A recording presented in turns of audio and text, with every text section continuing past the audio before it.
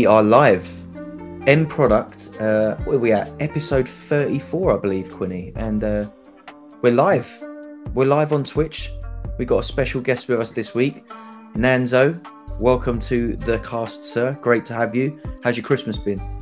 It's been really good. Thanks for having me, guys. First of all, let me say it's a privilege and an honor to be invited onto this one. This is one of my favorite podcasts. Just the vibe that you have with Tony. Yeah. Chemistry that you've got, and I hope that I can at least do it a little bit of justice coming on. But yeah, my Christmas has been really good. The kids have been kids and loving it. It's just a typical Christmas. I think this time we actually stayed at home. We're normally traveling around to see people. This time we invited everyone to come to us, so it's been nice. I've been able to stay at home, relax, and yeah, it's been a good one. What about yourselves? Oh, first of all, Nanzo, again, thanks for coming on. Great to hear you're a fan of the podcast. Thanks very much. Do appreciate that. And we've been trying to get you on for about a week or so. We tried to get you on kind of just last week, but we couldn't quite get things lined up. And I was saying I had a great Christmas, by the way, but you've kind of ruined it. Kids are crying at home, Nanzo. I was on the podium, and then you had to just go and smash us off there. I was hoping we wouldn't talk about that. Kids are crying. So Christmas is ruined. Nanzo, aka the Grinch visit. You know, if you're looking at So5 and you're looking to be happy and have me on your podcast, there's no week that's a good week. I would have disappointed somebody at some point. Yeah, that's it.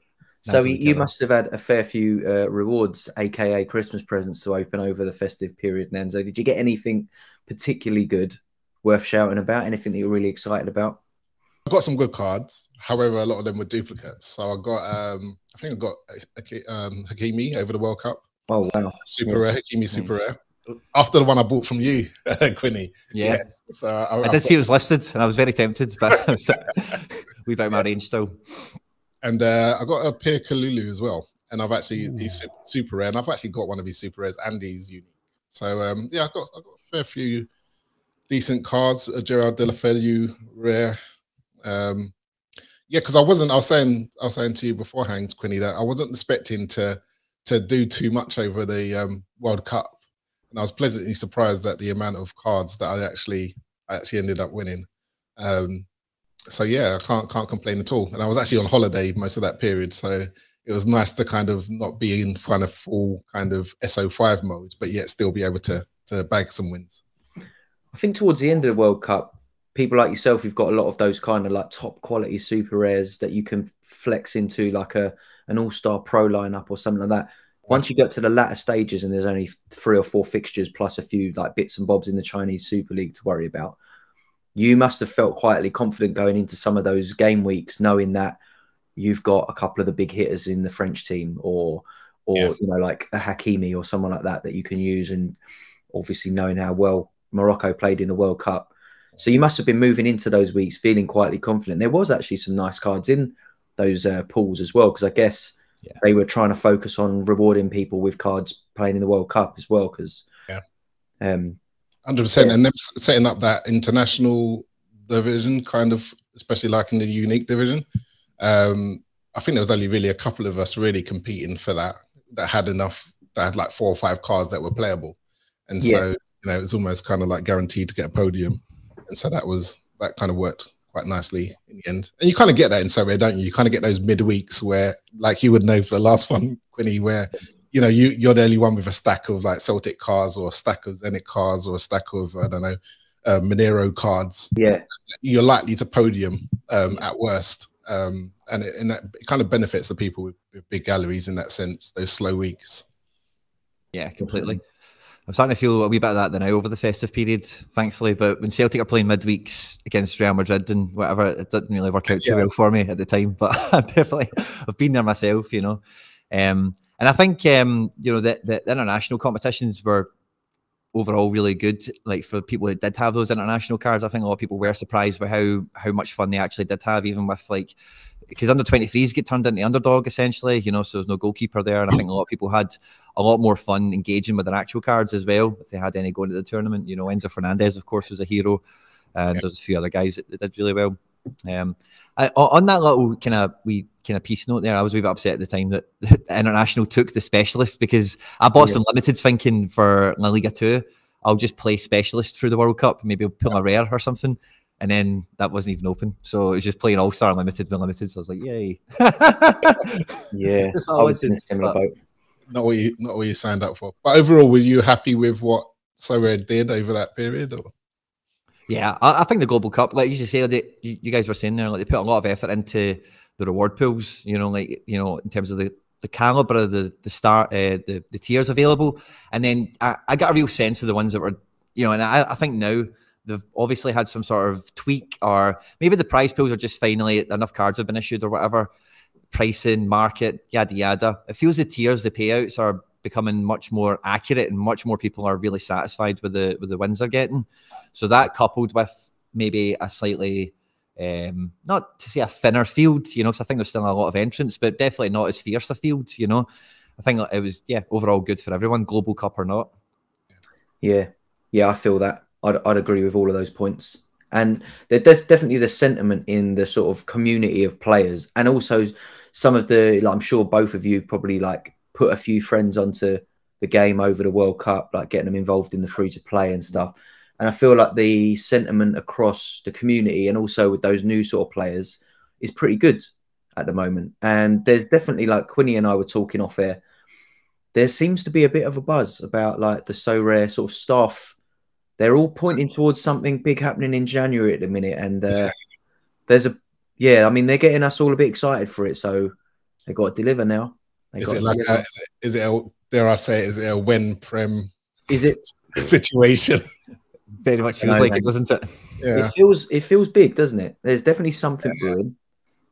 Definitely something. You already know with the new game modes coming in at the very beginning of Feb, but I just thought they were alluring to that, like, oh, let's hype that. But actually, from hearing Dan pop into the Twitter Spaces last week and bits and bobs on John Nellis's podcast and that, it's not that. It's something else.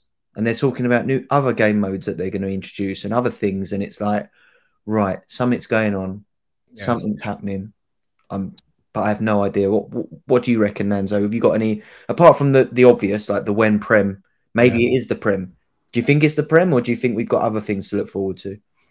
Yeah, I think it's the Prem. And I think they're also bullish because if you look at kind of the NFT landscape generally, the crypto landscape, it's one of the few projects that is thriving in the bear market.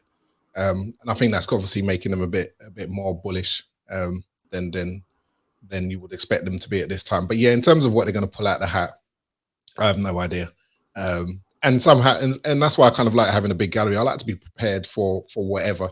You know, I like to think that if you've got good cards, you got a broad enough spectrum of cards, whatever's thrown at you next, you'd be able to cope with. One thing I'm hoping that they do at some stage is where they've got this kind of region level, if they go the level below and have like league specific competitions. I think if it grows, or it's going to grow, then that should happen, particularly if they do get the Premiership and they've got the Bundesliga, they've got La Liga. If you can have that league level competition, I think that would also help for people that are just interested in their local leagues to get involved more. Yeah, I can see that. That makes sense. And I think as the supply grows as well, you need to split a lot of the competition up, don't you? Because we're going to get to a point where there's 800 Cecinias being played in like the All-Star. We all know how good that guy is. So, in fact, we've got a couple of people in the live chat already. We've got K Sorare, which is a great username, representing the Korean fraternity. And I know we've got a few people in the Asian continent locked in live. So it's good to have you on board. If you are listening via the podcast, we're streaming live on my Twitch channel, which is /Plastician. We try to do this quite a bit. So if you aren't following on Twitch, give me a follow on there. And if you are watching on Twitch, you can listen to the podcast available via all good podcasting platforms. End product So5 will get you where you need to be. So I wanted to get that out. Do our bit, you know, the old YouTube Twitch classic. Shout out Yedgar as well, out in Canada. nice and cold. Everyone's commenting on Quinny's attire today. If you're listening and not watching, oh really? He's got his layers on. He's got a scarf on. Apparently, Glasgow is knee deep in snow today. Not far off knee deep, but it's and again, like I just came in first thing this morning, and it's I was a wee bit late coming in because of the snow and whatever. So I'm just waiting for the place to heat up a wee bit, but not quite there yet. So thanks if you're enjoying it, or if you're making fun of me, then I'm sorry. There's nothing I can do about it. I feel your pain. I was away in Ghana for the first part of the World Cup, and I arrived back into the UK when they were like cancelling flights because of snow and stuff, but my flight wasn't cancelled, and I wished it was because it was so cold. It was so cold when I got back. How was the World Cup fever in Ghana? I know a few Ghanaians and they love their football. So what was it like being out there during the World Cup? Nah, it was big. I mean, like when the games were on, like you literally couldn't get anywhere. Like there were no drivers. Everybody was watching the games. And I happened to watch a game in some big complex, and there's quite a few of us. There's a big screen. The game against Korea, where they went 2-0 up, came back to 2-2, and they won 3-2. That was the game. The roller coaster of emotions that were going on in that room were just wild. Yeah, it was really, really good fun. That was definitely one of the best games of the World Cup, I think. Produced one of the good goals as well. It was a great game, that one. But yeah, a difficult watch as a Ghana fan, no doubt. Up and down, like you say. In the end, it got there, and it was really. But yeah, you get into like your Ubers and stuff, and everybody's talking football during the World Cup, and it's really nice out there. Nice. So do you manage to travel quite a bit through your work and stuff like that? Do you get out and about quite a bit through, experiencing football in different countries and stuff like that, or are you more of a watch it at home guy? I'm kind of more of a watch at home guy, but kind of obviously pre-COVID got out a bit. Over COVID didn't really get out much, but yes, post-COVID trying to kind of get out and about a bit more. But yeah, I generally like to watch at home, and particularly with this game, I try to stick more to the data and the facts, and not to try and be biased by my own perceived knowledge of football, because often that can be swayed by your own kind of own biases, whereas the numbers don't lie. Generally, and I kind of follow formulas. Like I think you've said it before, Quinny. Things like fixture, form, and fitness. Yeah, and those kind of things, they kind of tried and tested in football, and kind of things like the momentum and stuff like that are kind of tried and tested. And if you kind of can incorporate this into your process of how you select your teams, it can work really well in terms of doing well in So5. Yeah, so I try to get out and watch football, and I try to watch it a lot on TV, because like the eye test is also true. Oh yeah. But in terms of how I actually select my teams, I try to be as statistically neutral as possible. Yeah, that's right. There's a wealth of information out there now, isn't there? Like we've all got access to so many statistics for like leagues that aren't even particularly covered well by Opta these days.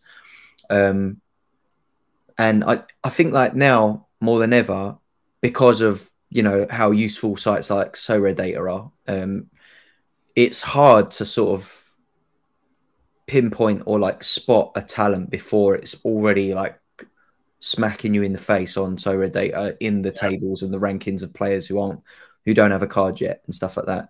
Do you have any kind of processes or tips or anything that's worked particularly well for you outside of the classic, like like the data sets that we get from Sorare data and that kind of thing? Are there any kind of tips and tricks you got? Yeah, like say, as I was saying earlier, like even though it's true that you use the stats to select your teams, when it comes to trying to find those gems, there's no real substitute from actually watching the players themselves and kind of looking in between the lines. Like a lot of things I like to do is like often players won't get into a team because of an issue with a manager. And there's kind of like politics going on. So if you can watch a player, I remember I watched who was it? Was it Mike Trezor? Yeah, can't remember who he played for before he moved. I remember I watched one game of him and I thought this guy is outstanding. Like for the league, he should be in Premiership or whatever. Really good player. But then he got dropped and literally wasn't played for like 6 months. And if in that period you recognise that someone's really good but isn't playing, you know, those are when you can pick up because the whole game is so rare is picking up the players for the right price as opposed to just picking up the players. Yep. So if you can find those windows where somebody's out of favor or is dropped, or you know, you've noticed somebody that nobody else has quite spotted their talent, and you can pick them up cheap, that's when you kind of thrive in the game for picking up players. But playing players, you generally want to go for players that are in form, regardless of how good they are. The players that are in form are the ones that will get you the results. Yeah. What time did you sign up to the platform? Do you remember like roughly when it was? It would have been just after the Gary V boom. Oh, okay. Yeah. Because I think with So Rare, I think I came across So Rare when it was before it was on Ethereum. Right. I think it was a time when it was on some other platform years ago. And it was literally just like a collecting site. And I think they had some West Ham cards and I came across it. Belgians. Yeah, I don't think there were Belgian cards on there. I think I just remember a platform that had West Ham cards on it. And I thought, okay, so it's like a card collecting thing. So it looks interesting. It might go somewhere, might not. And so whenever I saw So Rare come up, I only associated it with, okay, this very small niche kind of card collecting site. And it wasn't until kind of the Gary V boom that I realized, oh shit, there's more to it than that. Yeah. And once I got in, it was almost, oh, this is right down my lane. Because a lot of the stuff that I've done in crypto, I've tried to put an element of kind of gamification, particularly of football involved. And so to see a platform that was doing it the way it should be done and was getting it right and bringing those elements together of collectability, NFTs and daily fantasy sport, I think, you know, they've really kind of nailed it in terms of what I'm into. Yeah. And so I'm very much a person that, you know, I kind of go big or go home kind of mentality. And then once I decided to go for it, you know, I really kind of went for it. And, you know, as you know, I kind of play all divisions and I play hard and I play to win and that kind of stuff. Love that. Yeah. Quite a lot of the people that we have had through the show have come into it from more of a daily fantasy sports, or even, you know, we've had Football Index as well. Quite a few people that were in there and saw So Rare as like an opportunity to do something a bit differently. But you coming into it from the crypto side is a little bit more similar to my kind of entry into it. And I was, you know, like coming from DeFi and using, you know, like yield farming and stuff like that, and trying to like get your money up and, you know, trying to make use of your Ethereum most of the time. And my friend come into this and he was trying to get me on it. And I was like, well, I'm not really sure. Then when I looked at it and the potential to yield from it and put in my Ethereum to work, that was the first thing that struck me. And like you said, like, and it's football. It gives me an excuse to watch more football. Yeah. And at first I didn't really know if it was going to be a profitable thing or not, because I'd been experienced in NFTs before I joined So Rare with things like crypto kitties back in 2017, trying to like mate and flip those things and having absolutely no joy at all with that. Yeah. So my sort of previous experience coming into So Rare as like an NFT game, I was like pretty pessimistic about it, but I liked the idea. And it exploded like around the time that you said that Gary V boom, and I'm sure Quinny will remember it as well. Like the activity on the site in that couple of weeks. I sold the classic, the João Felix. I sold a João Felix that week for 3.5 Ethereum, I think it was. And, you know, like some of the money getting thrown at anyone that was under 23 back then was insane. They were just like gambling on someone being the next big kid. I wish I'd sold a few more of my like players around that time, but yeah, it's an interesting angle to come in from. I think as the product has grown and matured, you do realize that most people are here for the football and the fantasy side and the fact that you can potentially earn from it. So it's good to know that, or good to hear from someone else who's like come into it from that crypto. In your opinion, with that kind of crypto hat on, obviously we're in the bear market. It's not a particularly good time, not just for crypto, but for any stocks and investments in general. It's very volatile out there. And So Rare has held its head above the water pretty nicely, like more than pretty nicely, to be honest with you, if you look at it. How do you think So Rare will perform in a bull market? Do you think it explodes with it? Or do you expect it to kind of level out and people try and get their money out of So Rare and back into E4? What do you think the situation might be for that? Yeah, I don't think it's, in a strange way, it's not correlated to the crypto market. It just isn't. And as much as we would want it to be, it probably isn't. And I was getting more of a flavor for that when everything was exploding in crypto, but so where it was quite even. Like there wasn't this massive explosion that wasn't related to what was happening on the football field. So in many ways, I think that when the next bull market comes, I don't think it's going to necessarily explode. It might explode initially, but I don't think it's going to explode or multiply as much as other NFTs. But at the same time, I think it's going to be more of a steady growth. That's just my feel for it. But again, I think there's still a lot of work to do to onboard people, because it is, for me, it's a very niche activity. Like it's something that you're either bitten by the bug or you're not bitten by the bug. And once you're bitten by the bug, you're really going to be in. And if you're not bitten by the bug, or you think that you might want to flirt with it, you'll get in and you realize, oh, this is not really my bag. And then you probably try and pull it out. So I think that, it will eventually find its tribe of people that love to play this. And I think it will also find a tribe of people that love to watch people play this, even if they don't play it themselves, or play it. So that's the way I think it will probably grow as a platform. But I don't think this kind of notion that every man and his dog is going to be spending copious amounts of money on football cards is a realistic one. But the people that do spend money will really want to spend money, will really want to win, will really want to do well. And then you're going to have people that are going to be like, yeah, I want to be that guy, or I want to be that guy, or I know more about football than this guy. And if I had these cards and if I did this, I would do this, blah, blah, blah, blah.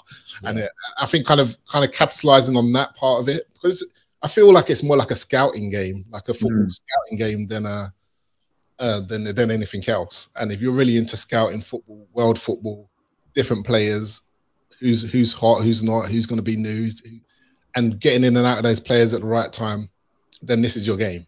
If you just want to try and make money, then this isn't your game. This isn't your game, because if you're not passionate about it, you're not going to do well in it. Yeah, that's a good point. Agreed completely.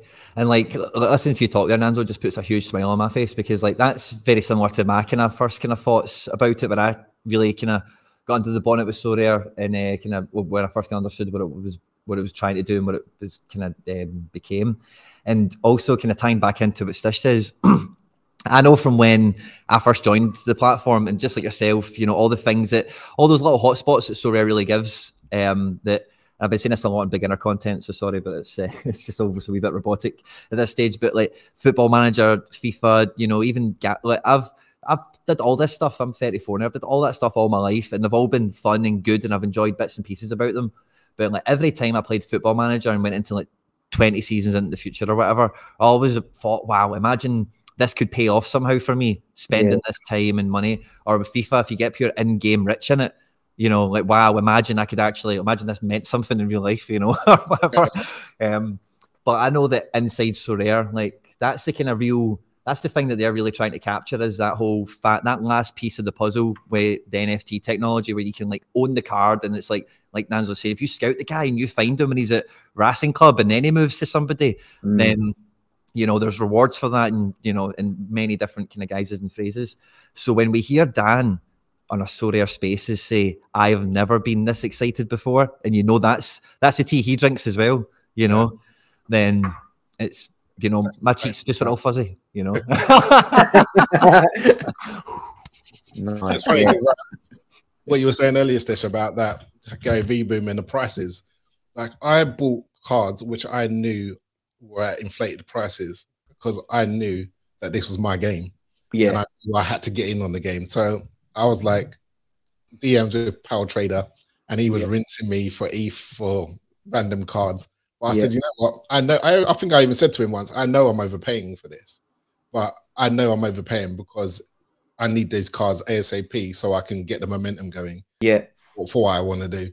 And because like, if you've been in crypto for a while, when something's in a bit of a bubble, and you're buying in a bubble when you're buying in a downturn. And I think the good thing about now is that it is a downturn in terms of prices and whatnot. So if you've got faith in the platform, you think it's going to do great things, and you know, these are the times where you kind of need to kind of grab your nuts and say, yep, I'm going to go for it now, because you know, I have faith in my ability. You know, I can make the most out of this. And this is when most people don't. It's when most people don't kind of. It's true.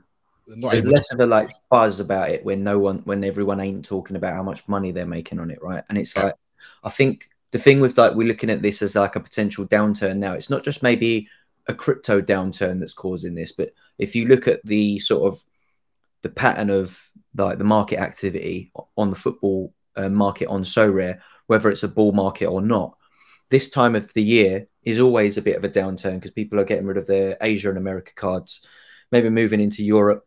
The European cards are maybe a little bit too expensive, so they sit on the sidelines, and market activity just drops a little bit. Like as a trend, it drops a bit. And I think if you zoom out, as a user who's been on the platform for what 2 and a bit years now, or whatever, it doesn't worry me that that card prices are dropping now, because I expected that anyway. It does this all the time, and all these Asia and America cards that are dropped drastically in value now, come like January, February, March, they'll be pretty much back where they were at the peak of their season last season, while the hype builds for the people getting their teams ready and stuff like that. But obviously we've got a little bit more of a supply there now. There's options to move in and out of limiteds, and potentially more free-to-play options as well that might kind of pique other users' interest. Yeah. So I'm not too concerned about the downturn in price and maybe market activity, because it's been this way at this time of year historically. 100%. And I think obviously the World Cup and it's essentially international break, it compounds it, because people are very kind of short term in terms of, oh, well, what did that player do last week for his club? I need to get that player. And that kind of very much dictates the prices of, in the short term, of a lot of things. And also the enthusiasm that people have about trying to get, you know, a stack for a certain team that's really going well at a particular time. So yeah, I think it'll be interesting to see what happens over the next couple of months. And if Sorare do have plans, how those gel with the natural kind of uptick in people getting back into it. Yeah, definitely.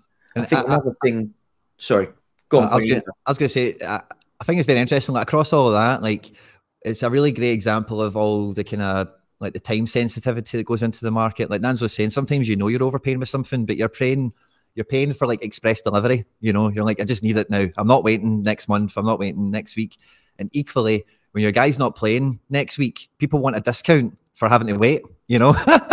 So time is such a huge like pendulum involved in that. You know, off season and all that kind of stuff comes into it as well, of course, but it's very immediate term. You know, what's on the calendar? Is this guy going to play in the next 4 days? Well, I'm not paid full price for them then, you know? Or, you know. I think it's overplayed as well. Like for in this period, like we mentioned earlier about certain game weeks might only have 4 or 5 fixtures. If you bought a card 3 weeks ago, knowing that in 4 weeks he's going to be one of only 5 teams playing that week or something like that in that region, and you know that if you pick that card up now, you are going to pay a bit of a premium for it. But if you think, or if you're certain, or as close to certain as you can be, that if those 5 players all start, you're in the cards and you should be in the top 3, you might podium, and you're going to get back a bit of Ethereum and a card that will probably be worth more than what you paid for it now, then you don't mind paying a little bit extra for it. But then that's definitely something that comes into play quite a lot. And I think just to touch on another point you made there, you do see a lot of noise sometimes when people coming in new, especially during a World Cup, saying it's too expensive to play. As someone who like does the scouting and has played the game and understands the value of like finding them really cheap players that are going to play and get you the points you need in the game, I don't think it is expensive to get into the game at all now, but it is expensive if you want to come in and buy Leao, you know, Cancelo, Diaz, Haaland, Messi, and put those in your team. Yeah, it is expensive, but you can yield the same amount of points that those players would in any game week with players from the MLS, from Asia, from, you know, Div 2. So I think that's maybe where people are missing the point until they start playing the game, because I think that's natural when you first come in. It's like, oh, I can't afford it. But once you realise how the game works, it's actually really affordable. And I think there's lots of different dynamics to kind of the ecosystem as well. There's the So5 game, which I think a lot of people, including myself at times, get really bogged down in. But then there's also kind of like the collectability in building a gallery that's a reflection of what you're about, you know. And part of me, a big part of me is, you know, I want a gallery that is really kind of a mint gallery. You know, I want a really mint gallery with all the mint cards, all the cards that people want. I just want that gallery. I want that gallery. I want those cards, and I want to have them for a long time. And, you know, I think eventually there will be, if this is a successful platform, there will be a market for collectible cards. And I think it'll be different to what people expect. Like in the traditional card space, people think that, you know, if you've got a card that's mint, that's never been touched, that's the value. I think it's going to be the case. If you've got a card that you have trained, that you have won stuff with, that you can see what you've won with, that you're like a boss player and you have kind of cleaned up with this card, that will give that card value once more people are playing the game. True. You know, I bought this card back in 2020 or whenever, and he's been minting it since for the last 10 years, and this card's gone on to be whatever. Yeah. That's, to me, is a more valuable card than a card that's just been sitting there in someone's wallet collecting dust, because it's a different ecosystem. I never thought about that. That's a really good point. I've never ever thought about it like that, but that's so true. If you become a nerd of like the game of So Rare, and there's like the Grail card that's won more than any other card on the game, and then maybe that player's about to retire, it's like you can buy the card off of the one manager that's used that for 10 years and it's won everything. It's almost like a player then, isn't it? It's like, it's crazy. I'd never thought about that, but that's a really valid point. You know, to me, it's a hypothesis, right? It might be true, but I think that's just as likely as a card that's never been touched being seen as valuable. But it'd be interesting to see how that plays out over the next kind of decade or so. You know, definitely, and especially when these cards do retire and they lose their utility, what kind of value they hold after they've been retired, even if there is zero utility for them. Because, you know, we've seen that with like the manager cards, which, you know, I think someone brought it up in the Twitter spaces, asked if there's going to be any utility for coaches, and they said it's not something that we're looking at the moment. And I think that it's probably one of them things that they minted them as collectibles. And I mean, can either of you see a use case for coach cards that wouldn't like massively like hurt people who haven't got coach cards in there? It would kind of need to be its own division, I think, wouldn't it? Yeah, that's like a side game. Things you've got the manager to boost on. So, like, if you've got Zidane and Real Madrid win, you get 3 points, but if Real Madrid draw, you get a point. Or so I don't know how they would work it, but you know, it would have to be a separate. I think it would have to be a separate division. You couldn't implement, and I think they've done really well. And like, you know, I think you kind of brought this up earlier, Stish. I don't know if we really got to it, but like in terms of like, other game modes and stuff like that they've probably got in the works on top of this capped mode or whatever. Yeah, we were talking about like domestic divisions or whatever as well. They've definitely got a lot of great like beta data or whatever you would call it, you know, from all the tests and all the different things that they've been doing with the Global Cup and from before that. So I think like coaches like quite easily probably should be just probably its own separate competition, maybe even as part of like, I don't know, whenever they did venture into 11-a-side, whenever that happens, if it happened ever, you know, because then it's proper like Ultimate Team-ish, isn't it? It's an Ultimate Team, you get a wee coach card that sticks along the team that adds in a bit of chemistry or gives you some added points or whatever, I don't know. So, yeah. But I was thinking as well on retired cards when you guys were talking there, like they could do maybe just like see random people that retire that are not legends or whatever. They could maybe turn them into some sort of like free-to-play legends mode, but it's the same sort of principle and it's just commons that are in it. Yeah. Yeah. Something, you know, so then like if you were just starting out, you could buy some retired Vissel Kobe players and play Vissel Kobe legend and common or whatever. I don't know, just something that popped in my head. It's definitely an idea. Something else that I was thinking as well, actually, what do you two think about the possibility that one of these game modes is SO8, SO11? Are we at that point now where there's enough managers that could definitely, I feel like there's enough managers now out there that could put an SO8 or an SO7, something like that together. Do you think now is the time that they might introduce something like that? It's a difficult one. I think once you move into SO8s and SO11s, I think you need to consider having some sort of substitution or having some sort of rolling lock whereby you can switch players in and switch players out. Because with 5 players, you know, and part of the thing that I was doing this morning for a long period of time was trying to avoid DMPs. And I'm sure we've all been in a position where we're trying to look for news and avoid DMPs. Trying to avoid DMPs for 5 players is bad enough, but trying to do that for 8 or 11 players, you're almost certain to have some DMPs. And then it becomes who has the least DMPs wins. And so I think you're going to need to think about a way to make it more flexible for somebody to put out a team and for every player to actually score a point.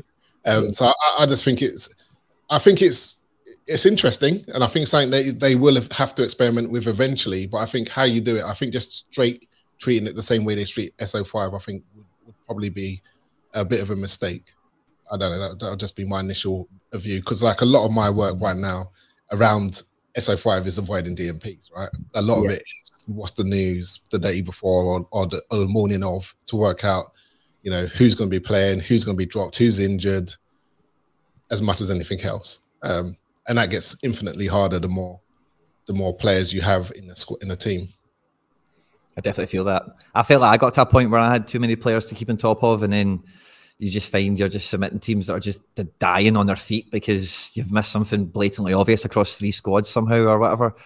But I think like if they were going to expand, I think limited is probably the easiest way to go with that, because limited is where there is a huge, like that was one thing I found with my limiteds through the year. I thought Specialist and Underdog were great additions, because you get anyone that plays limited, you will amass cards. You know, there's no two ways about it, and all you want to do with them is play them. You know, and like, yeah, you can pick your best team, your second best team, but if you've got like 8 training teams, you always look at them and go, man, I wish I could at least get one more team out, you know. And limited, that's probably the easiest place to do it. Do you want to guess how many training teams I've got? Oh, I'm sure it's way more than 8, of course, but I'm just thinking about the nobody. But let's see how many have you got? I'm going to guess, right? I reckon you've got about 110. I was going to guess 400.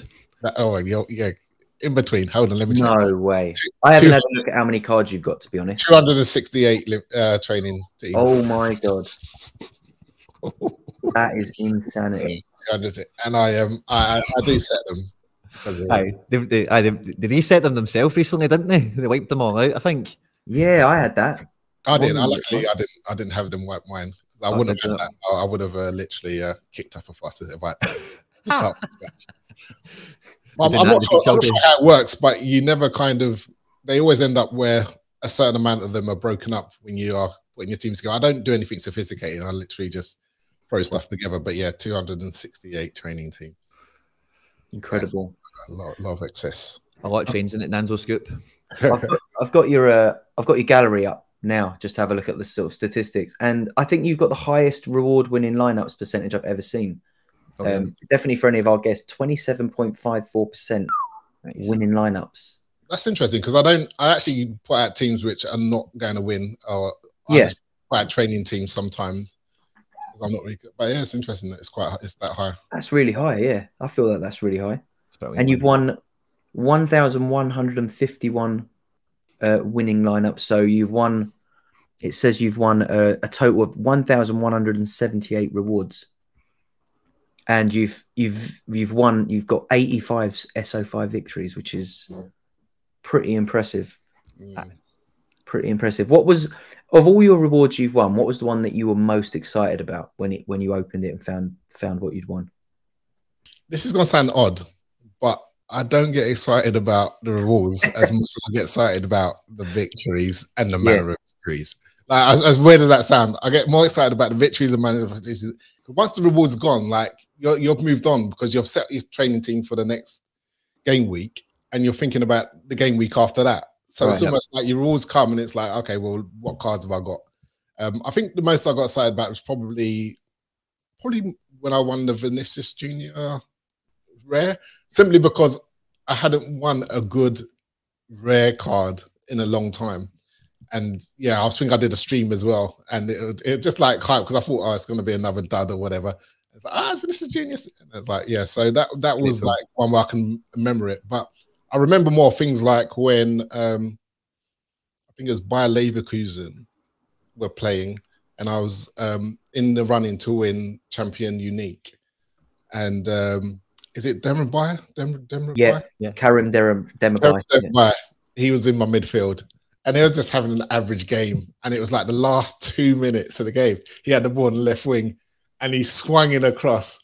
and I can't remember who headed it in, but someone headed that in, and that took me from like third to first, and I was basically, and I think at the time my kids were watching something and they were being naughty, and I was like, you know what, I'm gonna put it on the football so I can watch the football. So I only happened to catch that game because my kids were being naughty, and I watched the game, and that ball swung in like the 90th minute, and it was headed in, and that won me the champions D1 championship D1. Oh, I love that moment was just like, I don't care what reward I win. Just winning that competition just on that play was just was a sweet moment. It was really sweet.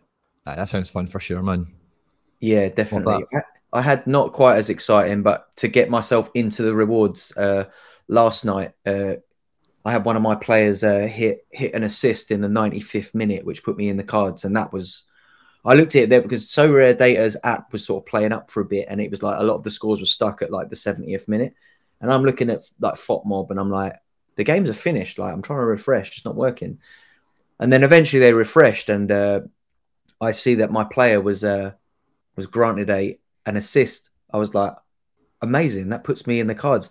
But it also, another annoyance was Van der Voort was sat on like 93 points, I think, and he conceded in the 6 minutes from the end. Okay. If he had kept a clean sheet, I'd have won a tier 0. So difficult one that. You always get that every week. Yeah, and that's the beauty of the game. You need a certain temperament, because you always gonna get, if you've got enough teams, you're always gonna get disappointed for like 50% of them, and it's always like the near misses, or if that player had played and I didn't see it, or if I'd put that player in here. And just being able to manage your temperament is one of the keys to kind of doing well in So5, just generally. 100%, and just in life in general as well. Don't find yourself on Twitter like at So Rare for about 5 hours, just like, I can't believe this. Why has my defender been on the pitch for 63 minutes and not got a clean sheet? Like, there's been 12 minutes of injury time, like all that kind of. I've been there in my head. Luckily, I've not gone on the buttons too much, but definitely seen a lot of users up in the comments on Discord and that. Yeah, lose their shit. It can be very frustrating, but you know, you live to fight another day with So Rare. That you don't. Maybe if you lose an accumulator in the last minute and on a bet, very different to knowing in a week's time you can enter another team and hopefully, you know, you'll get them next time. And yeah, we've all been there, I'm sure. And that's the thing, before the game week is finished, you're already thinking about the next game week and you're playing and how that's going to work out. So yeah, it's easy to move on, thankfully. Definitely. I think like this Christmas period as well, I keep forgetting what day of the week it is and when teams are supposed to be in and all that. I realised I completely missed entering my basketball teams the other day. Didn't even realise. Oh, so I just caught mine yesterday by like 5 hours. I was like, oh my God. Yeah. Like, I went in, I was like, what's going on this game week? And it's like, you have nothing going on. I'm like, what? What have I missed? I think it must have been like Christmas Day or Boxing Day. Nothing going on. I completely missed it. Yeah. But it's all right, you know. It's the game weeks are like 3 days, so I might miss out on a reward potential, but it's all right. It's all right. Have you been getting involved in the basketball or the baseball at all, Nanzo? I have, and I think my initial approach to it was like, if you've got like 100 ETHs worth of football cards, it makes sense to have like 1 to 2% worth of basketball cards and MLB cards, even just as a hedge, because you don't really know which one's going to blow up. And if NBA blows up and you had a chance to buy a few early and you didn't, you'd be kicking yourself forever. Oh yeah, you're there and you're watching the launch. Right, you have to get involved. So yeah, I bought a few. I bought enough to play up to the super rare division. Nice. But I won. I want to say I won the first, or did I win the second super rare competition? It would have been first or second super rare champion super rare competition. I actually won. I now realize that was a fluke. That was a fluke. I was showing off, saying, yeah, I'm the man. I know everything about basketball. Blah, blah, blah. Oh, I massively rely on So Rare Data for all my basketball selections. I would be lost without it, 100%. I'm trying to sign up to the right Patreons and really trying to get the inside scoop. Just so but I get the feeling with the way that the cap structure works that you need to be in and out of the market a lot. Absolutely. And that's not really an approach that I subscribe to just generally, because it's just it's too much. It's not the way that I like to approach building my galleries. I like to build the best players, like I said before, like a gallery that reflects who I am or whatever, what I'm about, more or less, in terms of buying stuff. So I like to buy stuff that's quality stuff, the best stuff, or the newest rookie that I think is going to do really well. Not to buy some random dud because I know he's going to be playing this game week and he might do well this game week. It just doesn't really appeal to me that much. I do enough to get teams out, champions team out, and occasionally I win a card. I find it fun though. It's always fun competing. That's interesting you say that, because I think that the new 240 cap mode, which will essentially be like where people can scrape the thresholds, will create potentially that kind of mindset for the football market, where certain cards will, spike 5 times their usual price in a game week because they're coming back from injury or something like that, where you can slot them into a 240 cap and they're like L15 is like 0 or less than 10 because they've only come on as a sub a couple of times or something. But yeah, it's going to be interesting to see if we have that. But I've definitely noticed that in basketball too, and I'm similarly like not really. I don't want to get too involved in that. I think there were a couple of game weeks where I did it, and then I think I've just essentially just wasted 15, 20 quid on a couple of limiteds I don't really need. But now, now using those, I will look at Sorare data and see what their kind of like expected scores will be for the week, and if it looks like I'm going to have a good week, then I put them in there and hope that I'll win something. And I think that's the difference. Is it means that some of those really bad rewards of players that you would never look at are actually useful 1 week down the line. Rather than selling them for a quid, you may as well hold on to them and either use them or sell them when they're worth 5 quid that 1 week that they're going to be like 10x in their usual score or something like that. But yeah, I think that's interesting because it does give a certain layer of utility to those absolutely bottom of the tier 3 pool end of football players. And there's quite, I don't know about you, Nanzo, you've got a really nice gallery, but I win a lot of those tier 3s that are just not worth selling. They're like a rare for like 10, 15 quid. I may as well just hold on to them and see if they're any use when this 240 cap comes in.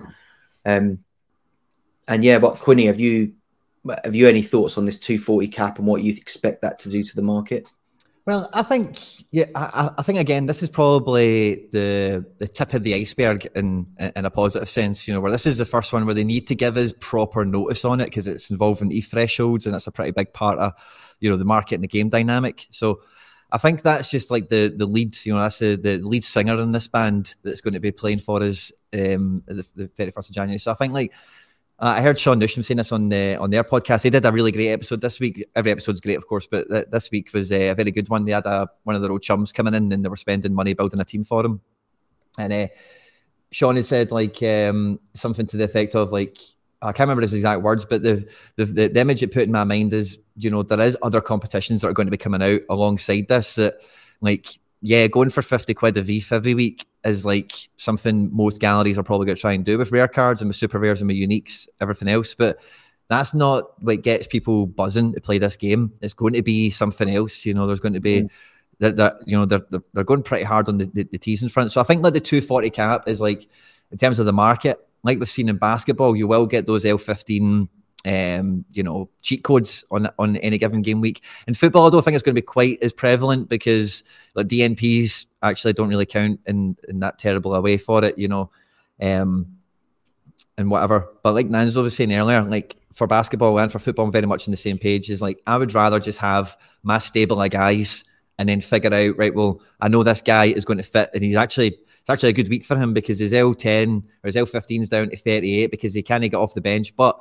in the cup during the week he scored, and I know he's going to be back in the team this week, and just moving your own pieces around to fit it. I think that's where the fun of the capped mode will be, more than running into the market and grabbing a guy for a fiver that's going to come off the bench at some point and score 25 points and his L15 is 2 or something, Yeah, 100%. I always look at those as like a bonus, and even like the specialist and underdog, I look at them as a bonus because when I approach anything, I'm like, if I can't be the best and I can't win, I don't want to play. Like, I want to be the best. I want to win.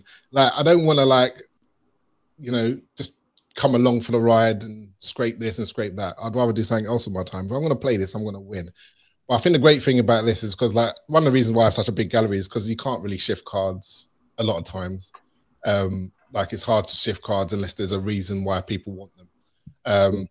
But you know, the cap and specialist, they give me an opportunity to throw in a team, like you say, with the odds and ends that I have. And I think the thing I like about the cap is that it's more flexible than specialist. The thing I hated about specialist was like you had to have two players that were 40. Yeah. And it's like, one, you can see like there's a reason legitimately why they're 40. Yeah. But two, they're probably shit. And they're probably a shit score. So I'm not going to put one of my best players in with a complete dud. That's likely to kind of, and it's a bit more of a lottery in that sense. Whereas I think with this kind of cap of 240, you can see where you can do a lot of massaging and potentially get a decent team out to actually, again, to win the actual division. Not to scrape the threshold, I'm not interested in it. To actually win the division. Hopefully they've got some good prizes and they've got some good ETH at the top end. But yeah, again, it's different horses for different courses. And I can see some people that would really enjoy just that element of, well, I picked up this guy this week, he smashed it, and he got me that threshold, and I doubled my money or whatever. And 100% more power to you. It's not what I go for, but again, it's whatever appeals. And I can see that those elements will appeal to a certain type of person that would like to get into the detail of picking certain people for a given game week, but that isn't me. We've got a comment actually in the chat from user Rascal Misaki who says, I think we'll see an absolute ton of activity at limited level because of the new cap mode. Cards are so cheap that you can move in and out of them easily. And I think that's very true for basketball, especially in limited. And I think that's a very, very clear and apparent point they make. And I wouldn't be surprised about that at all, because I think a lot of my friends who play limited buy and sell and don't care if they're buying at a loss or selling at a loss, or it's just like, oh, this player's injured, I'm going to go to Pavel and buy someone. It's just like, yeah, but he's only out for like a month. Like, just hold on to it. You know, you're gonna sell it at a loss plus take a 10-20% hit from Pavel just to buy a card that might be more useful to you for like 2 weeks. But that is the way. Yeah, I think that's the DFS mindset, isn't it? The people who play come into it from DFS.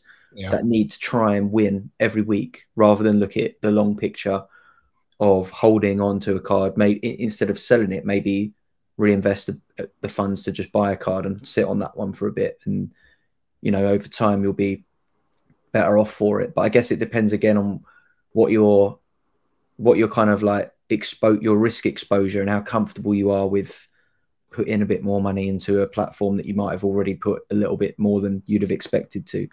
I mean, my gallery now, when I came involved in this platform, I never thought I'd put the money I did put into it in, but also my gallery is worth a lot more than I put in. And I couldn't imagine holding an asset that's worth what this is worth. And it's like, again, it's like, but we are here now. And then it boils down to how kind of like risk averse you are, but also how much do you believe in the platform? And for me, it's like, this still feels really early to me. I don't know about you two, but it still feels super early for me. And I feel that's where I get the only worries I have about maybe the platform. And if for a long time it was the ETH thresholds, I was like, if they take the ETH thresholds away, that is going to be disastrous. But now we are where we are, and we've seen what happens in basketball without an ETH threshold. I think my mind is all over the place now of like, what could be disastrous for the platform in either of you? What are your two opinions on what could be really detrimental for the platform? What are the things that you worry about in terms of your investment in this platform? I think the ETH threshold was a quiet worry for everyone, because it is it has become a fundamental part of the game. And that's kind of one of the things I found most reassuring about like all the communications around it, is they're saying like, this is the new cap mode, and we see this being like, I'm paraphrasing, but the sentiment I got from it was that they see that beat the game element, that, continuous kind of small kind of reward element as being like a fundamental part of the game, that they're, we're embracing it, we're leaning into it, and we're going to appropriate it so that it will be effective for us as a business. You win, we win in some manner, So I think that was probably, in terms of like, if you're thinking about card values going up and down and all that kind of stuff, I think the ETH payouts in any guise is going to be a huge factor to that. So with the cap mode coming out, I also I wouldn't rule out the possibility that we see ETH payouts extended beyond podiums in some divisions. You know, I don't think that's something to necessarily been ruled out. Maybe if it's like some sort of specialist like endeavor they're doing, maybe, I don't know, like it's Derby weekend and it's like the Milan Derby, the Madrid Derby, this Derby, that Derby. Play any cards you want. Top 10 people get VIP tickets around Europe to these stadiums, and top 10 get split a pot of X amount or whatever.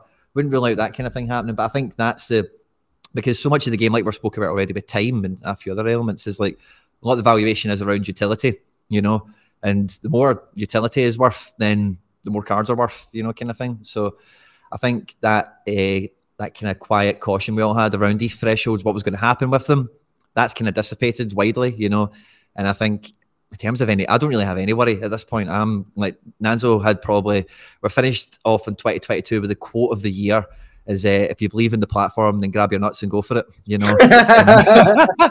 It is Christmas as well. There's a lot of nut grabbing going on. I think one thing that kind of on a cautious note, that is they need to be very mindful to balance the incentives, because they're very focused on incentivizing for the masses.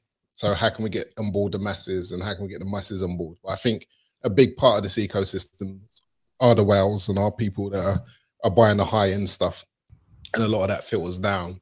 And I think kind of being able to attract people at the top end as well as at the bottom end is very important. And I think for a long time, I think they've taken for granted the people at the top end. And I think they just need to kind of readdress that a little bit and make sure that the people at the top end are being attracted, and you're attracting people that are buying your uniques, your super rares, your whatnot at the prices that they potentially want to sell for. And so how they get the incentives to get people to buy those and find those collectible, or whatever the motivations are that they feel people have behind buying those, I think they need to focus on that just as much as they focus on the masses, because obviously the masses are more people. Yeah. But sometimes there's the benefits of having those, because ultimately everybody will strive to be that guy, you know. And if that guy isn't happy, then it's like, why would I want to be that guy? Do you know what I mean? Whereas I think right now the sweet spot is like, I want to be that person that wins All-Star Pro, and that seems kind of a little bit weird. You know, you should want to be that person that wins the unique division, and so you're always striving to go up. And I think one good move they made was, you know, making the super rares only super rares in the super rare division. Yeah. And removing the rares, because like everybody could see the prices of the super rare goalkeepers was nerfed, and it was like, there's something fundamentally wrong if your rarer goalkeepers are almost going for the same price as, you know, the rares. Yeah, the rares, super rares are going for the same price as the rares. So I think that's something they need to be mindful of, is getting that balance right, whereby the higher divisions are attractive. So when people do step up to All-Star Rare Pro or whatever, they do want to automatically, I want to get into the super rare division because I'm incentivized to get, you know, there's good reasons to be there. It shouldn't be like capped out at that point. So I think that's something they need to be mindful of. Good points. Definitely. Do you feel like I think there was a lot of noise from the community about the lack of progression, especially in the super rare divisions. And were you quite happy with the tweaks they made in the recent updates to, you know, like you just mentioned, like taking the rare goalkeeper out, I think does fix the problem of the super rare goalkeeper prices being a bit nerfed. The fact they do still allow you to play a unique in there, I guess, like invites. I think the problem I've had as well is that I've got, I'm one of those people who would love, I like the idea of going into D1, but realistically I can't compete.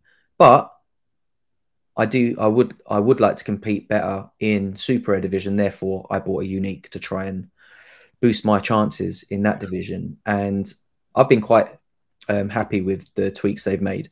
But as you, someone who does compete in those D1s, in those unique divisions, do you feel that enough has been done to like sweeten things a little bit more in the super rare divisions? It's difficult to say. I just think it's one of those things whereby they've kind of gone along the lines of, if it's not broke, don't fix it. You know, people seem to be buying these uniques and they're buying them for good prices. And I think it's easy to then take that for granted that that's always going to happen. And I think, you know, has enough been done? Yes, up until this point, but I think taking for granted that and not looking and saying, well, how many new people are actually coming on board and buying at that level? How many people that were at the lower levels are now saying, oh, I'm going to commit more money and buy at the higher levels? And I think that that's what they need to look at, rather than, you know, it's the same guys and you're relying on the same guys to just be digging in their pockets to buy cards after cards after cards. That's going to dry up at some point. And then you need to think about how do you attract new blood and incentivize that new blood to get involved. I think they could do more. But again, it's about balance. It's clear their priorities are to try and onboard the masses. But I just think they also need to make sure they cater for the people at the top end as well. Definitely. As someone who plays in those unique divisions, how difficult is it to win in those unique top tiers? Because obviously they've introduced a threshold there. Do you think that threshold is going to be appealing to people who maybe haven't won a D1 yet? Because are there many managers that compete in it and maybe haven't won, or do you see the same names in the sort of like top position or two when you're playing in it? Yeah, I think it's very much like Pavel Trader. Pavel's going to be the king of the 240 cap mode, isn't he, in the unique division? You have to, like the 240 cap mode. I don't think anybody will be incentivized particularly by, you know, if you play this game to a certain level of seriousness, like you want to win competitions, you're not necessarily incentivized by winning the 240 cap. But it's a nice bonus, and don't take it away. We want it there. Thank you very much. Especially if you've got a big gallery. But it's not what incentivizes you to actually go and play, you know. And I don't think you're sitting there thinking, well, I'm going to buy this unique for this much and this unique for this much, and I'm going to win the caps, because the actual cap doesn't actually work like that. You know, if your players are doing well, they're going to fall out of that cap, and you're going to need to buy other players in order for you to fit that cap. Yeah. And, you know, that whole kind of threshold hunting, yeah, I think it's a lot harder now than it was before, obviously. And I think people will be surprised how hard it's going to be to get that threshold across all levels. You're not going to be getting it week in, week out. It's kind of my upshot on that. Yeah. So yeah, I think people need to recognize that there are not that many people that compete in that division.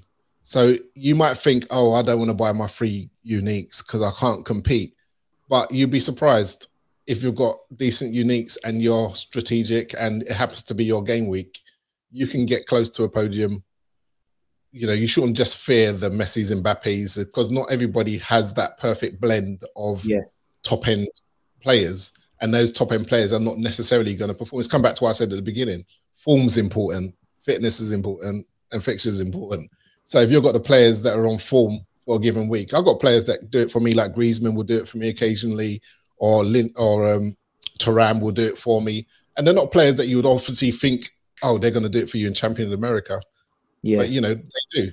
You know, there's, was it Pereira for Udinese? He does it for me occasionally. So you've got these like little gems that will just do it for you. And then if you've got your super rares in there, you might have really good super rares. You can throw in a couple of really good super rares. You can throw in with a really good super rare goalkeeper. And you're there and thereabouts. And that's what you need to do. And then you win a couple of those and you get another good super rare card that you can then throw in. So, you know, something that I would say, don't be discouraged by thinking that everybody up there has got all the best cards, so they're going to obviously milk it, because they're not all playing the same division. Mbappe might be in U23, Mbappe unique by U23, or in Champions Europe, and whereas you're playing in All-Star, or vice versa. So, you know, I wouldn't be dissuaded by the competition up there, because it isn't as hard as it might seem from the outset. That's an interesting point you make about, obviously, we can see the stats on like what players, what cards are used where. When you're playing in that unique division, you almost know exactly where a certain card is going to be played, because the manager that holds that card probably uses it in the same division every week. It's like whoever's got the Haaland, I forget, is it Roxy or someone like that? Let's say that that user has that Haaland. They probably use the Haaland in U23 every week. So if you're playing in that division, it's almost like playing real football, isn't it? It's like, you know what players you're not going to come up against in certain leagues. Does that come into play quite a lot? Do you find yourself tactically moving players into different divisions because of that? No, I just do my thing. You I just do my thing. Well, I got my gallery, I got my players, and I try and put them in the best place for that week for those players. And a lot of the challenges you have around who's going to likely play this week. You know, have I got 3 uniques that are going to play, or 5 uniques that are going to play? Have I got really 2 good? And then once you've got the players that you know they're going to play, you know, sometimes it's enough for your players just to play. Yeah. Right? And then you know they're in good form. And so, yeah, I'm not thinking about what other people are doing. I'm thinking about what I'm doing. But I know that regardless of what they've got, they're not automatically going to win. You know, I've done well enough. You know, I think Champions Europe can be a bit of an iffy one. You know, you're not necessarily going to win that, but you can still occasionally do well, get on podiums, and you win good cards. So I would say that, you know, if you feel like the only thing that is stopping you is you're thinking that competition's out of your league, then I'll say don't be discouraged by that. I'm just having a little look at your selection of uniques on Sorare data now, and you've got Nanzo's got very good taste. He likes his AC Milan, which Right. is why the Kalulu's a big one as well, because that's like on brand, you know. Like, for example, what do you think is the most I spent on a unique? 7. I'm trying to have a look now, yeah, because I can see some of the prices, and actually some of them are surprisingly low. I'm surprised how cheap some of them have gone.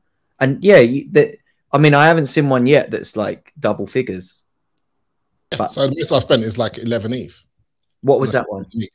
I think that might have been Teo Hernandez, or because they come as a bundle, right? Sure. So the most I spent in the kind of bundle is like 11. I don't really look to spend more than that. I've bidded for more than that on occasions. Got carried away, but I think I knew as I forget Roxy, and it was like, damn it, But it just so happens that, you know, so I don't think like, it's not like everybody who plays those divisions and competes in those divisions is spending, you know, 60, 70 ETH on Mbappe's and this, that, and the third. Because I'm not sure you're necessarily going to get the return on your investment if you're looking at it from a competitive standpoint. And so for me, you're looking at those as collectibles, and you're saying, well, how much faith do you have in the collectible side of it if you're paying those kind of values for those kind of cards? That's just my own personal perspective. So yeah, I am very mindful of how much I pay for stuff. That's a big part of when I'm bidding, just like how much is it, what do I consider value? And occasionally I do overpay, and I'm happy to admit that, but most of the times I don't go crazy. Yeah, they look reasonably sensible. I mean, like collectively it's a lot of money is obviously spent on them, but for someone who like I've dipped my toes into that market and tried to pick up a few, and like you've got a few, like my kind of rule is I'll only buy players that are at U23, and I try to get them as young as possible. Like, you know, 18-year-olds might get a few years of U23 usage, because that's where like the better cards in my gallery compete. But you know, like you've picked up a Jack McGlynn, a youngster from the MLS, 1.87. I think that's a really good price for a player who is what, 18 years old now. Yeah, you've got years on that. You know, Buchanan, 2.4, who is looking a good player now. Put up some good performances at the World Cup. Yeah, I mean, that's the thing with the unique is, like you said, like, once you bought it, they probably are quite hard to shift. I think I had a couple of offers on. I've got obviously Lee Hanbom and Levitt, and I've had a couple of offers on both of those that were more than what I paid for them. But I bought them because I wanted the utility for so long, you know, and it was more like I bought them thinking how I'm going to use them more in U23 as the one unique I can use, or in maybe Challenger or Asia, depending on fixtures, etc. But now I'm there, and that's why I was really interested in getting your insight into it. Is like, do I go for the 4? Do I need the 4 and then potentially move that into Div 1? Because I do look occasionally to see like what kind of scores you need. But something that I probably overlooked a bit was like the fixture overlap between a player like Levitt and Lee Hanbom and now Ayumu Seko. There's only a few weeks in the year where I'm even going to be able to get all 3 of those in one team. That's what makes it tough, and I think that's where you need that depth maybe to compete in those divisions, like you said. But obviously that depth isn't for everyone at that level in unique. I don't mind putting a bit of money in to try and scrape those 4 or 5 cards together, but how often am I going to be able to put those in a lineup? But I guess if you've got them all in different kind of divisions, you can use one in, you know, in America, one in Challenger, one in Asia, and that's kind of where I'm at now. Is that maybe I think like if I do get a fourth, it kind of if I mean sensible, it needs to be an America forward or goalkeeper, because that's the kind of gap that is missing in my gallery at the moment in that kind of tier. I'll say, like, just have a strategy and go for value for money.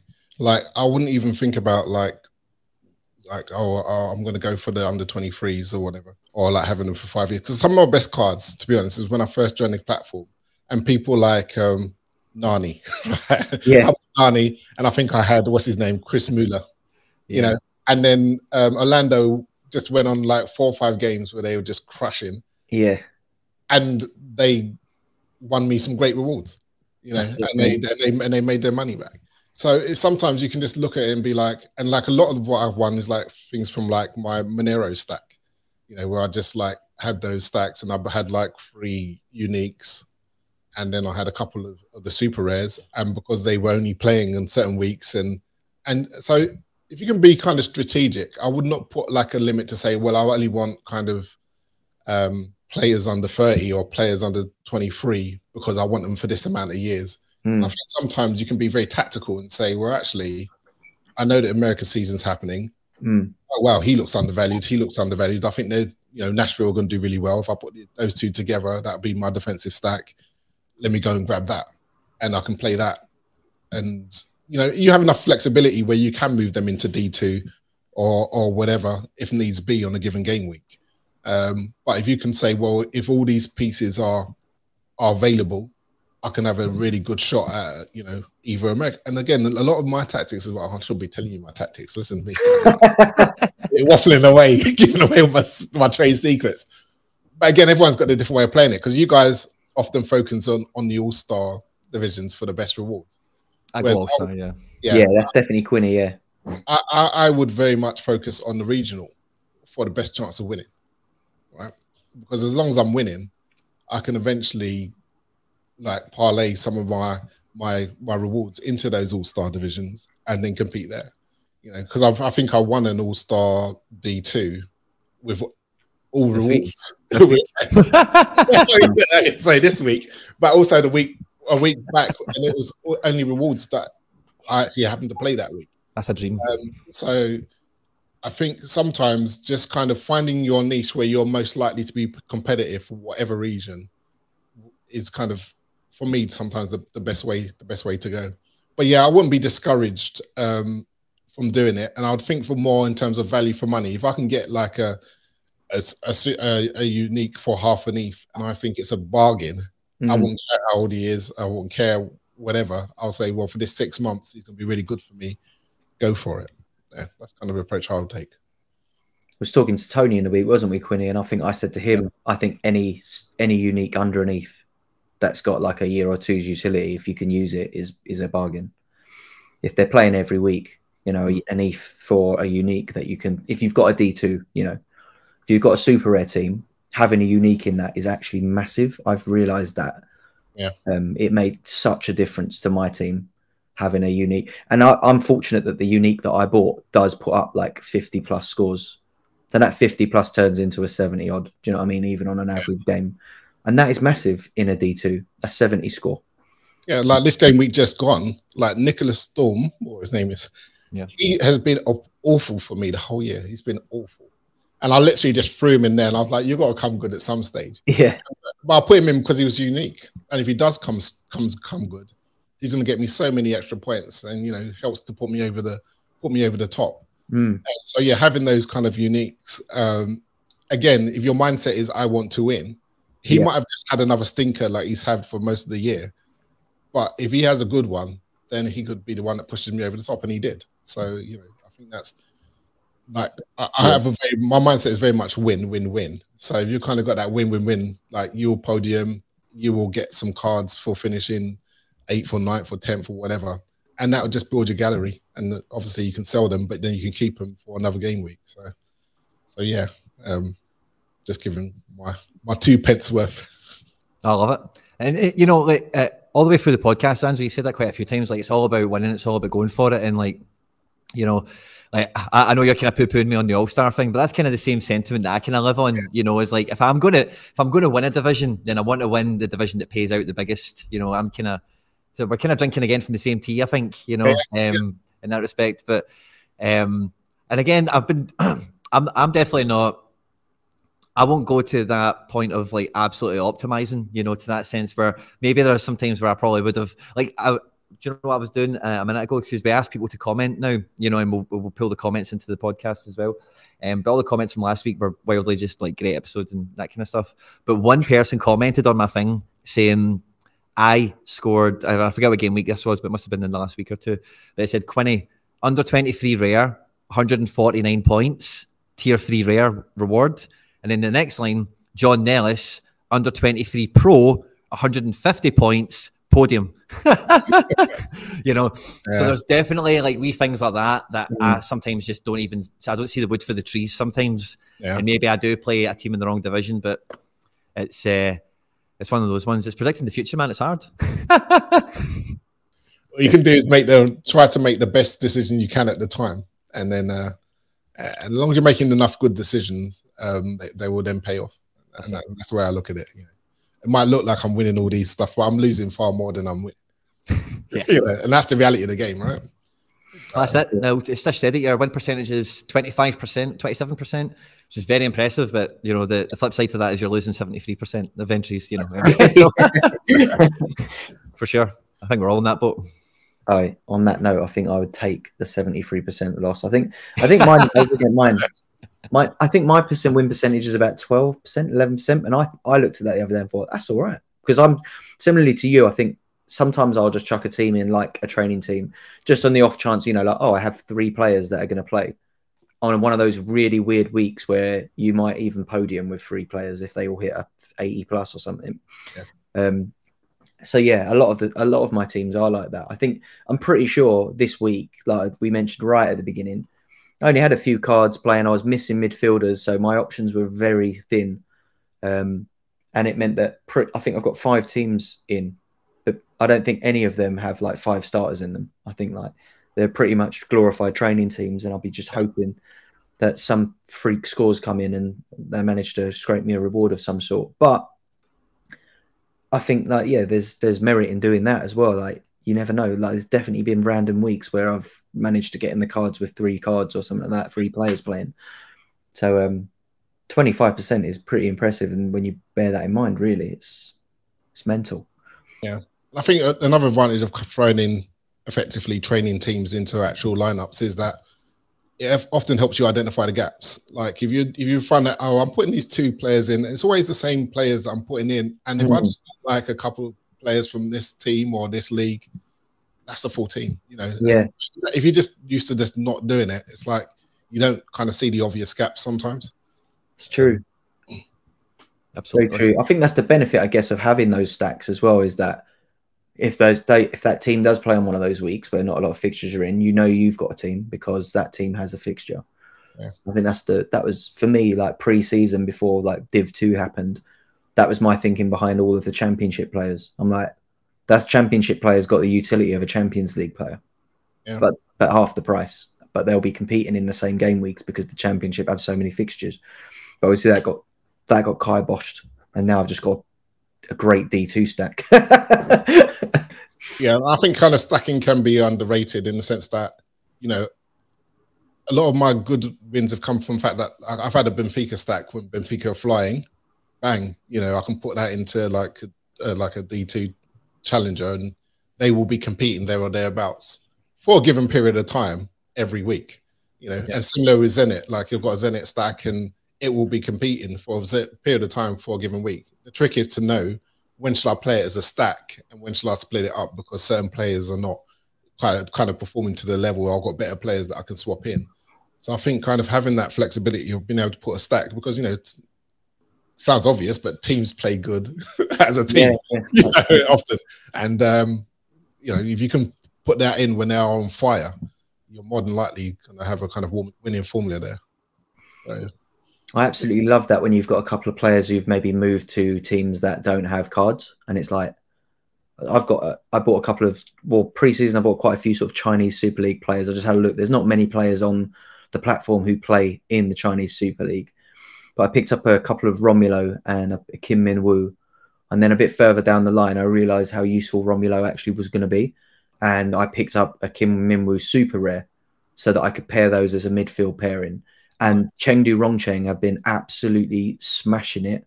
Romulo's L15 is like 90 odd or something. It's absolutely insane.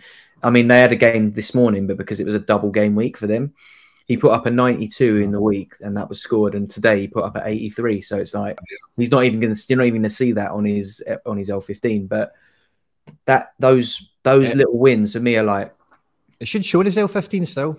Oh, will it? Okay. Well, yeah, it's not going to be scored this week, but it will show up on his L15. But those two for me, through the kind of the World Cup period and that, have been super useful. Just putting them together. I almost wish I had one as I need.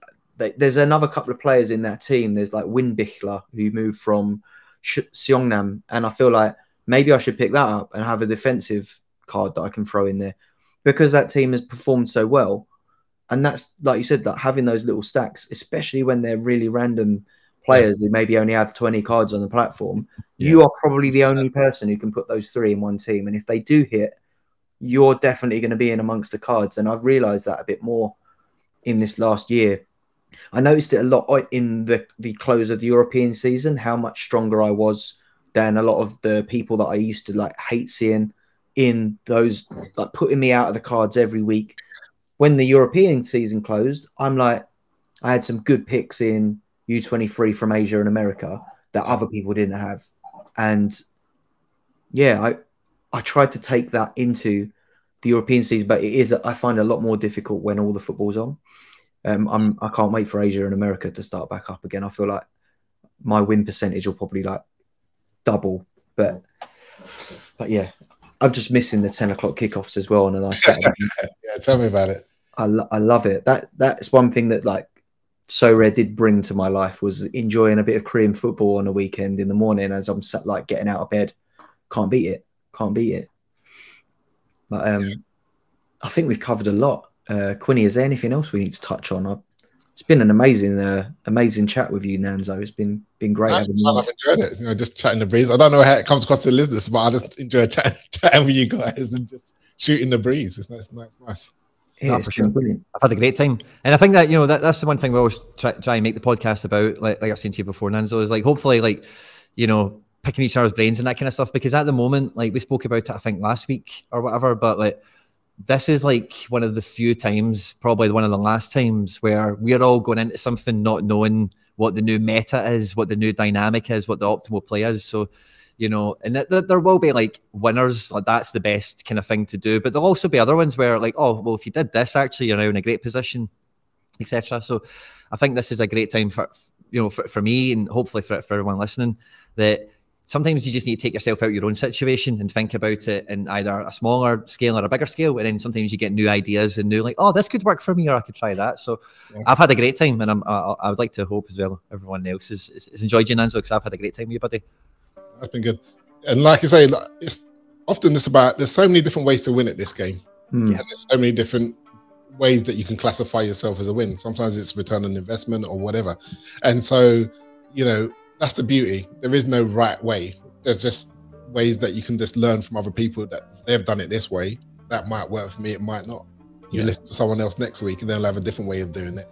And that might be more down your alley. So, I think the more, and that's one thing I always make sure I do. I always try and make sure I listen to podcasts. I always try and make sure I'm up to date with all the Patreons in terms of trying to get some news. Because you can't have too much information when it comes to kind of making decisions about putting together a lineup for a given game week. So yeah, totally. It's really good. No, I'd agree with that totally. Thanks for coming on, man. It's been a really good chat, and I hope anyone listening took something from it. Shout out everyone who's been on a Twitch, Sorare Scout, Rascal Misaki, Gaza 2186. There was a bunch of others. I'm trying to scroll up, but it's K Sarah. So if you're listening in the future via the podcasts somewhere, watching on YouTube, do give it a share. Give us a comment on YouTube. Quinny likes to go through them. We'll try and pick out some more comments next week. It's been an absolute pleasure. Thanks so much, Nanzo, for joining us. As we said, it was brilliant chatting to you and picking your brain. I definitely feel like I've got some food for thought now. So I think I need to get my scouting cap on. Yeah, don't take too much to heart. I don't want you competing with me. I'm gonna get you one week. It's gonna happen. I'm gonna screenshot it and put it on my wall somewhere. So like many have tried and many have failed. Indeed, we have. My aim is 2023, mate. If I finish above you 1 week, it's going on the wall, mate. I tell you. I look forward to it. I'll come back on when you finish above me, right? Yeah. Well, yeah. I'll be wearing my gold chains. Guys, it's been an absolute pleasure. To everyone listening, good luck. Guys. And we'll be back again next week with another episode. Thanks very much, guys. Big up. Peace.